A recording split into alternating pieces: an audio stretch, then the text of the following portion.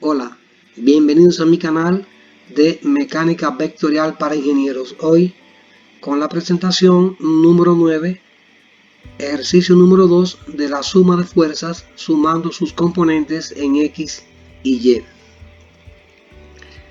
Si la magnitud de la fuerza resultante que actúa sobre la ménsula es de 400 libras y está dirigida a lo largo del eje X positivo, determine por suma de componentes en X y Y la magnitud de la fuerza F1 y su dirección θ. Como podemos ver en el encabezado de este problema, nos dice que la resultante es una fuerza de 400 libras dirigida a lo largo del eje positivo X. Eso quiere decir que la resultante R es igual a Rx. Y la resultante en Y sería 0, ya que toda la resultante está en X, no tiene componente en Y. Entonces, para este problema lo primero que hacemos es dibujar un eje cartesiano en la cual representamos todas las fuerzas. Tenemos acá una fuerza F1 dirigida con un ángulo θ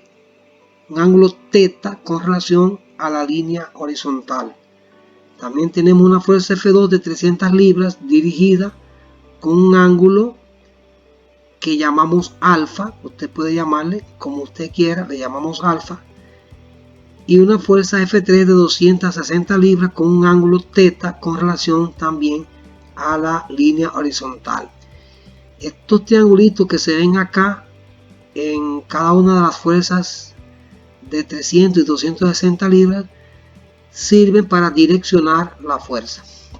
Por ejemplo, este ángulo alfa que vemos acá a la derecha de la fuerza de 300 libras es un ángulo interno opuesto entre paralelas con otro ángulo que hay aquí en el triángulo.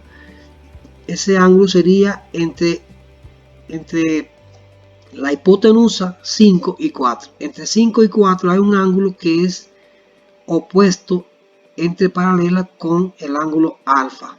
De manera que si utilizamos ese ángulo como alfa sería la tangente inversa de 3 entre 4. De manera que el ángulo alfa se calcularía con la tangente a la menos 1 de 3 cuartos, que serían 36.87 grados. Si nos vamos a la fuerza F3 de 260 libras, vemos que también hay otro triángulo donde hay una hipotenusa de 13, un cateto de 12 y un cateto de 5. Si observamos el ángulo beta que está hacia la izquierda con respecto a la horizontal, hacia la izquierda de la fuerza de 260 libras, vemos que entre 13 y 5 hay un ángulo que es interno opuesto entre paralelas con beta. Por lo tanto, se puede calcular beta con ese angulito entre 13 y 5, de manera que el cateto opuesto sería 12 y el adyacente 5. Entonces se calcula beta con la tangente a la menos 1 de 12 entre 5, que sería 67.38 grados. Si lo vemos acá en la figura, ponemos acá beta y alfa con sus valores. Ahora vamos a sumar fuerzas en X y Y para hallar la fuerza F1.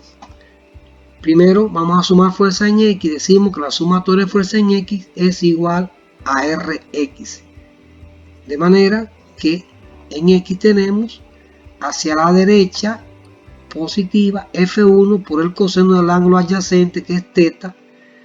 Pero si queremos también, para no tener dos incógnitas, podemos decir Fx, porque Fx es F1 por el coseno de θ. Pero para no tener dos incógnitas, podemos tener F1x más hacia la derecha también positiva 300 por el coseno del ángulo adyacente, que serían 36.87 grados, y hacia la izquierda sería negativo 260 por el coseno del ángulo adyacente, que es 67.38, y todo eso sería igual a Rx. Recuerden que Rx es R, porque R está dirigida en la dirección positiva del eje X, vale 400.